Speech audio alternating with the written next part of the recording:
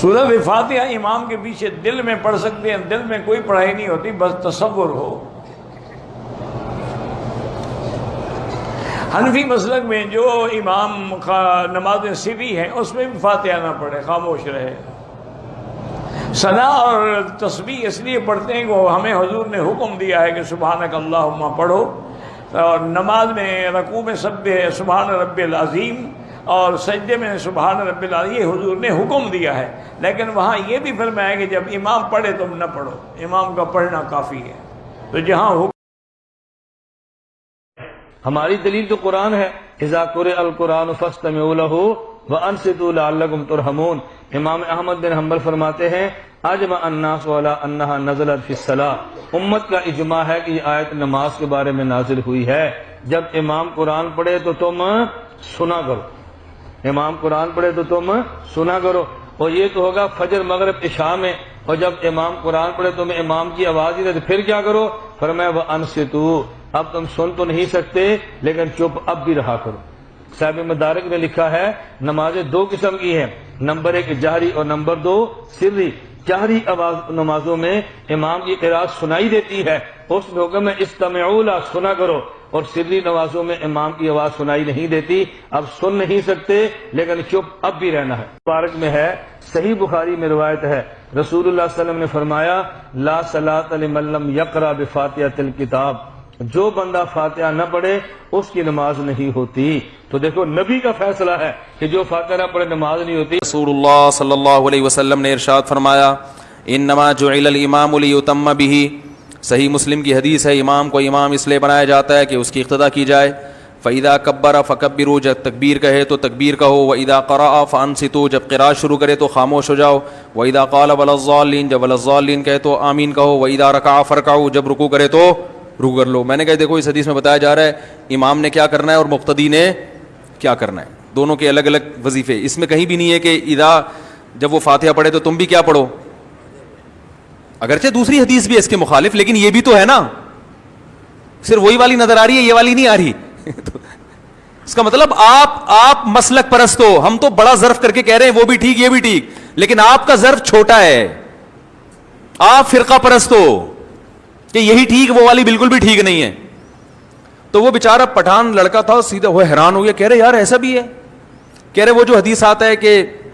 من لم یقرأ بفاتحۃ الکتاب لا صلاۃ لہ، جو فاتحہ نہیں پڑھتا اس کی نماز نہیں ہوتی۔ میں نے کہا یہ امام کے بارے میں ہے یا منفرد کے بارے میں ہے، کیونکہ جو مقتدی ہے نا، جب امام نے فاتحہ پڑھی تو گویا مقتدی نے پڑھ لی ہے، تو اس کو نہ پڑھنے والا کہہ ہی نہیں سکتے۔ کہہ رہے یہ کیسے ممکن ہے، یہ تو آپ عقل سے کہہ رہے ہیں۔ میں نے کہا حدیث میں آتا ہے، پوری حدیث صحیح ہے، مسلم کی ہے، من لم یقرأ بفاتحۃ الکتاب فصاعدا، جو سورہ فاتحہ پلس آگے قرات نہیں کرتا اس کی نماز نہیں ہوتی، یہ بھی مسلم کی حدیث ہے۔ سمجھ میں آ رہی ہے بات؟ کھڑا ہے،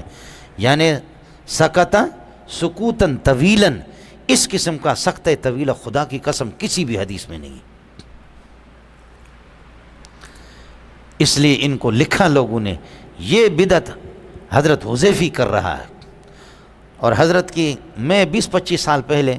تحفۃ الاخوان کتاب حضرت اقدس بن باز رحمۃ اللہ علیہ کی تھی، اس نے فرمایا کہ السکتۃ الطویلۃ لم یثبت فی حدیث صحیح ولا ضعیف، کسی بھی ضعیف روایت میں بھی نہیں ہے، صحیح تو اپنی جگہ پر۔ اس طرح سکتہ طویل، اس لیے کسی بھی اہل حدیث نے، کسی بھی غیر مقلد نے کسی کتاب میں بھی یہ نہیں لکھا ہوگا کہ یہ تو لکھا ہوگا کہ سورہ فاتحہ پڑھو، لیکن پڑھو کہیں کس جگہ پر پڑھو اس کا ذکر نہیں ہو تو مجھ سے انعام لے لو۔ آیت نمبر 204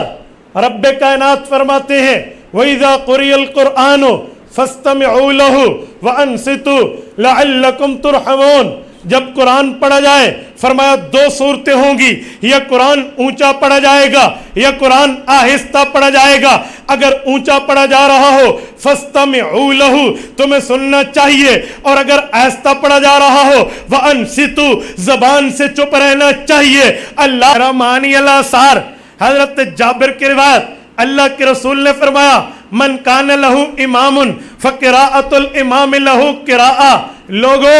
امام پڑھے گا مقتدی کی طرف سے پڑھنا ہو جائے۔ جب امام کے پیچھے آپ نماز پڑھ رہے ہو بحیثیت مقتدی، امام کی اقتداء میں آپ نماز پڑھ رہے ہیں، تو پھر تین طرح کے اختلاف اور تین طرح کی اہل علم کی آراء اس حوالے سے موجود ہے کہ کیا مقتدی سورۃ الفاتحہ کی تلاوت کرے یا نہ کرے۔ امام ابو حنیفہ رحمۃ اللہ علیہ کا نقطہ نظر یہ ہے کہ چاہے نماز سری ہو یا جہری ہو، سری کا مطلب کہ جس میں تلاوت نہیں کی جاتی، مثلا ظہر ہے، عصر ہے، ان میں تلاوت نہیں کی جاتی، تو چاہے نماز سری ہو یا جہری یعنی جن میں بلند آواز سے تلاوت ہوتی ہے، ہر نماز میں مقتدی خاموشی سے امام کے پیچھے کھڑا رہے گا،